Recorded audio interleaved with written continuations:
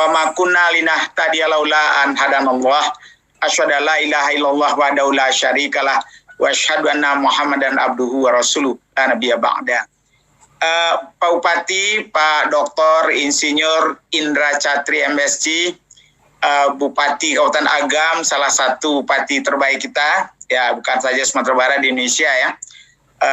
Dan kemudian Pak Burmalis, Sekretaris Eksekutif dari Minang Diaspora Network Global yang menjadi sponsor dan kami dari YARSI mendukung. Bu Citra, Bu Mega dan tim inti ya. Kemudian narasumber Pak Darmansyah, kemudian yang dampingi nanti oleh Ibu Yosi dari SD, Pak apa namanya tadi itu? Pak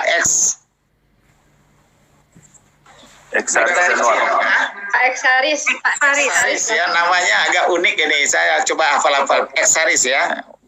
Jadi orang tuanya mimpinya lama itu membuat nama.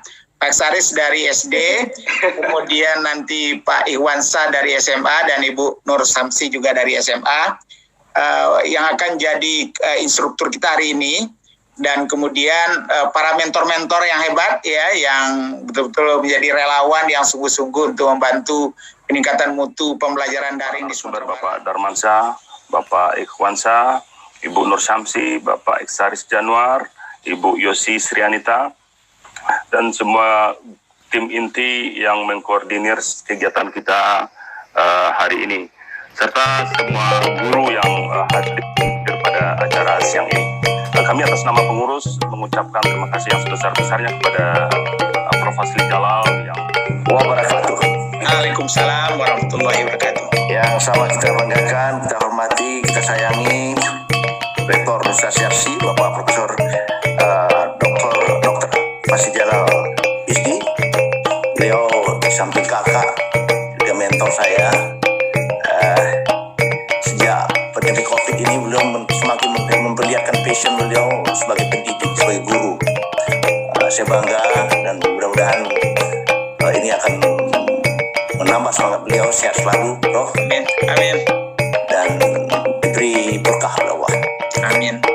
Yang kami hormati juga sahabat kami, Pak Burmalis Ilyas, MSI, Direktur Eksekutif Minang Diaspora Network. Insyaallah nanti juga akan hadir bergabung dengan kita sahabat saya Bapak Mulyasyah MM Betrandes. Beliau siap sudah hadir Pak Bupati. Ya. Alhamdulillah. Pak Mulyasyah selamat bergabung Pak Mul.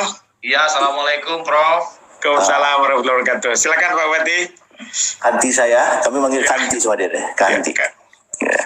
Kemudian yang kami hormati para narasumber ada Pak Dr. Darmansyah, Bapak Dr. Ikhwansyah, banyak sekali yang sah sekarang nih. Iya. Nah, kemudian Ibu Nur Samsi, Pak Eksaris Januar, Bu Yosi Sirita. Untuk level pendidikan anak usia dini. Baik Prof, terima kasih banyak. Assalamualaikum warahmatullahi wabarakatuh. Waalaikumsalam warahmatullahi wabarakatuh. Yang saya hormati Prof. Fazli Jalal selaku pembina kita pada hari ini dan seluruh narasumber yang sudah berbicara dari awal sampai waktu yang saya lakukan hari ini.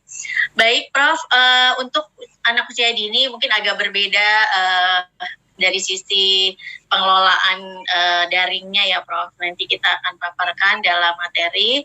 Izinkan saya teman-teman untuk share. Mungkin tadi dari hostnya yang akan share, mohon dibantu. Saya kebetulan perkenalkan diri dulu ya Prof. Saya Yosi Srianita, tinggal di Jakarta, tetapi asli orang Minang. Selama ini bekerja sebagai praktisi PAUD dan beberapa membimbing dan konsultan beberapa sekolah. Jadi akan sharing beberapa pengetahuan dan ilmu pengalaman dari teman-teman di sekolah-sekolah yang saya dampingi. Baik, host mohon dibantu untuk share atau saya langsung share boleh? Tadi diminta oleh hostnya yang akan share. Share screen untuk PAUD. Ya, baik. Terima kasih Bu Yuli. Kita langsung saja ke pembahasan karena tadi sudah banyak tentang konsep ya, tentang konseptual pendidikan. Jadi yang dilakukan di PAUD pada waktu pandemi ini adalah mengkombinasi dari beberapa pandangan, teori-teori belajar, teori-teori pendidikan, dan kebijakan-kebijakan pemerintah terkait dengan kondisi belajar anak usia dini. Nah, kita lihat di layar ini ya, kita tahu bahwa terakhir penjelasan disampaikan juga oleh tadi Bapak kita Direktur dari SMP bahwa sudah ada penyesuaian kurikulum, maka kita harus beradaptasi dengan penjelasan atau kebijakan yang baru tersebut, adanya kurikulum darurat. Baik, next. Nanti kita akan beradaptasi dengan itu dan kita akan melihat bagaimana teori pendidikan, terutama dalam proses pembelajaran. Tadi sudah dipaparkan, saya tidak mengulang, tetapi bagaimana nanti aplikasinya di dalam pembelajaran anak usia dini, bagaimana anak distimulus dan diberi respon pada pembelajaran teori belajar behavior dan kognitif, bagaimana anak dibangun cara berpikir, bagaimana anak bisa mandiri, bagaimana dibangun cara konstruktif ya, mentransformasi informasi dari guru ke anak-anak, seperti apa, kemudian bagaimana memanusiakan manusia di dalam teori humanistik ya, bagaimana harus mendesain pembelajaran itu menjadi meaningful, kemudian berpikir induktif, tadi juga sudah disampaikan oleh narasumber. Oke, next kita lanjutkan beberapa contoh ya. Nah, ini inovasi yang bisa kita lakukan dalam pembelajaran daring. Apa saja bahan ajar yang digunakan, nanti saya akan contohkan. Tapi yang pasti adalah inovasi yang kita lakukan itu harus berpegang pada prinsip pembelajaran daring.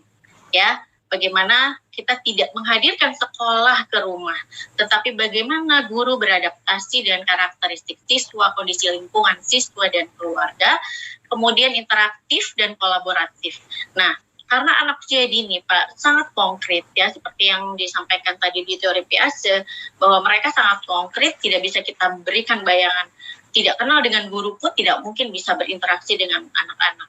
Oleh karena itu penting sekali interaktif dan kolaboratif dengan orang tua di pendidikan anak usia dini ini.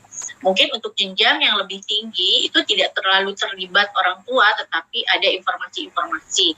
Tetapi kalau untuk anak usia dini, pembelajaran daringnya harus terlibat orang tua di dalamnya secara otomatis. Kemudian yang ketiga, prinsipnya adalah responsif dan adaptif. Nah, ini buat guru-guru PAUD, ternyata kita bisa loh sebagai guru anak usia dini mengikuti perkembangan teknologi. Walaupun anak berpikir secara konkret, harus ada benda-benda konkret, asli, tapi kita tetap harus menyesuaikan diri dengan kondisi teknologi yang saat ini sedang berkembang. Sehingga kita harus adaptif terhadap aplikasi yang produktif, efektif, efisien, sesuai dengan kondisi lingkungan siswa, sehingga itu menjadi bahan ajar yang hebat untuk anak-anak kita. Nah, kita sebutnya ini sudah sangat tren ya di masa adaptasi ini, blended learning. Sebenarnya disampaikan oleh Stemler ini tahun 2005, blended itu adalah kombinasi dari face to face, kemudian online ya, di beberapa alat media belajar. Next, nanti bisa dibaca. Selanjutnya di dalam kombinasi atau blended learning ini di PAUD yang biasa dikembangkan saat ini adalah ada BDR atau PJJ atau home learning. Itu menggunakan banyak aplikasi yang adaptif seperti aplikasi Zoom ya, ada Google Meet ya, bagi beberapa lembaga. Ada yang menggunakan video call dengan WhatsApp. Yang terpenting adalah adanya interaksi antara guru dengan siswa, guru dengan orang tua.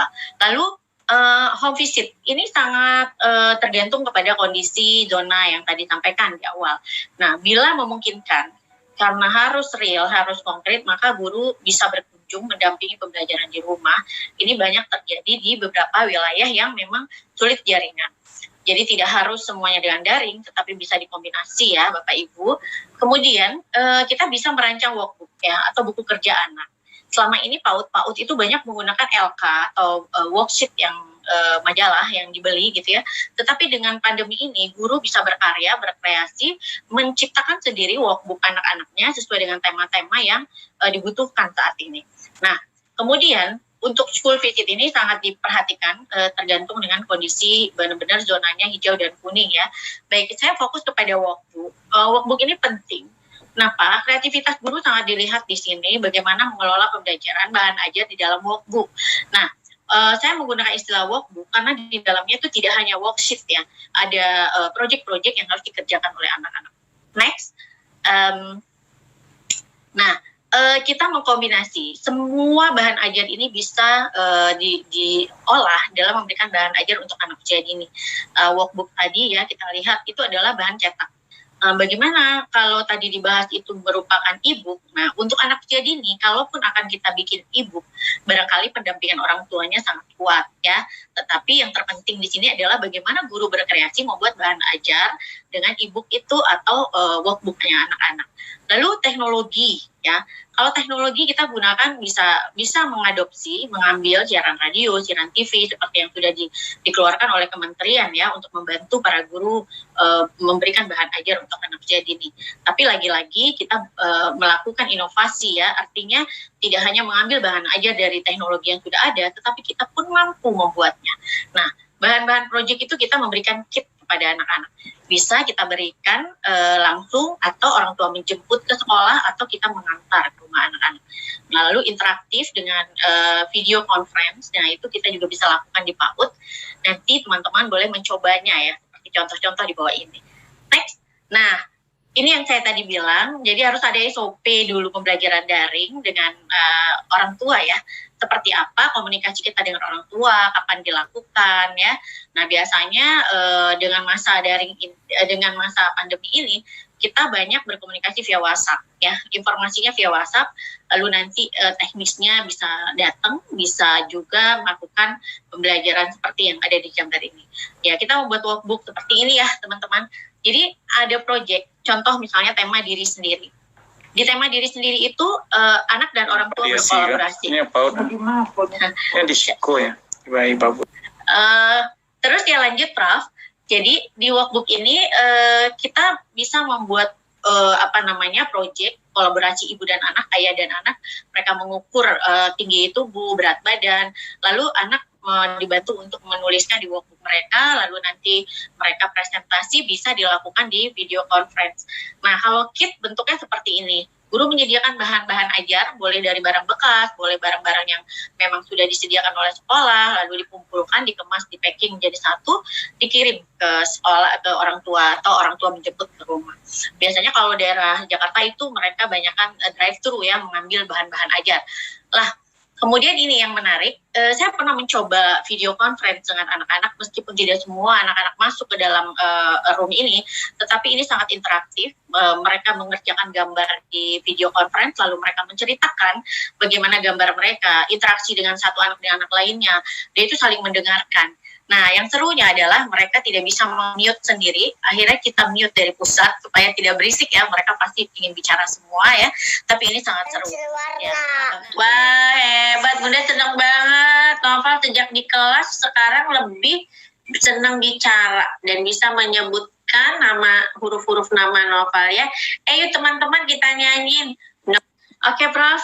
Ya. Itu sebagian yang bisa saya lihatkan video yang saya potong. Jadi kita di PAUD itu bisa bernyanyi, bisa bercerita, bisa project langsung ya. Jadi sangat menarik ketika kita buka kelas virtual untuk anak usia dini. Nah, terlepas itu ada kendala berbagai macam ya Prof ya, tetapi kita tidak terpaku pada masalah ya. Di materi saya terakhir tadi saya mengatakan bahwa mungkin belajar BDR ini sulit, tetapi kita pasti bisa. Itu mungkin kunci yang saya ingin bagi kepada para guru seluruh Indonesia ya, terutama Sumatera Barat ya, karena saya biasa bicara dengan guru-guru nih, jadi kebawa-bawa Prof, maaf. Ya. biasa bicara untuk guru Indonesia ya, guru Sumatera Barat ya. Maaf, jadi maaf ya Prof, jadi terbawa-bawa. Nah ini seperti ini salah satu contoh video atau project yang orang tua kirim, lalu guru bikin feedback. Kenapa harus bikin feedback? Anak usia dini itu kan senang dihargai. Sifat-sifatnya adalah senang dihargai. Video yang dia dikirim ke guru dibuat lagi, diolah lagi sama gurunya, dikolase, dibuatkan bentuk yang menarik, lalu dikirim pulang. Nah, itu membuat orang tua merasa tertarik untuk berpartisipasi di kegiatan BDR. Nah, next kita lihat lagi di bawahnya. Oh, ini udah selesai. Nah, ini kata kunci yang saya ingin bagi buat para guru PAUD di Sumatera Barat. Belajar dari rumah mungkin bisa jadi sulit, tapi bisa dicapai. Pembelajaran jarak jauh membantu memperkuat keterampilan hidup, ya, seperti manajemen waktu, energi, kemandirian, pemikiran kreatif. Itu barangkali teman-teman Sumatera Barat yang bisa saya bagi. Mudah-mudahan bermanfaat sharingnya, dan kita bisa lanjutkan informasinya dan diskusinya di grup-grup kecil nanti. Terima kasih banyak, Prof. Mohon maaf bila ada kekurangan. Assalamualaikum warahmatullahi wabarakatuh. Waalaikumsalam warahmatullahi wabarakatuh. Terima kasih Bu Yosi.